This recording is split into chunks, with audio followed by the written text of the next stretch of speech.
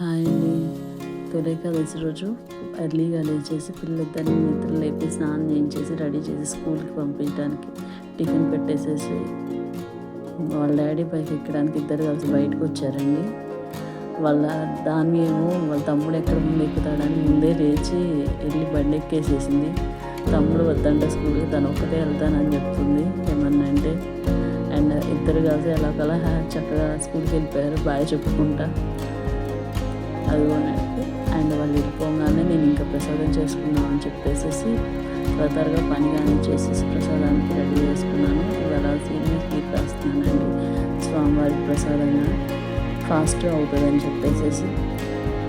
And ఇవాళ చాలా cool and ప్లెజెంట్గా అనిపిస్తుంది. వాళ్ళ డే చాలా బాగా జరుగుతుంది ఇవాళ. ఎందుకు ఎర్లీగా లేచాను, ఎర్లీగా పనులు అయిపోతున్నాయి. స్వామివారికి ప్రసాదం ఫాస్ట్గా చేసేసాను, పూజ బాగా ఫాస్ట్గా చేసుకున్నాను, బాగా జరిగింది.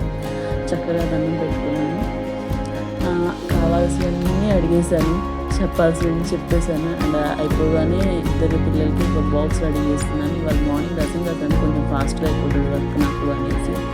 అండ్ ఇద్దరికి బాక్స్ ప్రిపేర్ చేసేసి ఇద్దరికి సర్దేసి పంపిస్తున్నాను. కానీ సగమే తింటారు వాళ్ళిద్దరు, ఎంత మంచిగా పెట్టినా.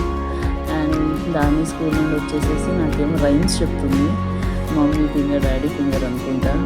అండ్ ప్రతిరోజు ఇలా ఏదో ఒక రైమ్ చెప్తూ ఉంటుంది.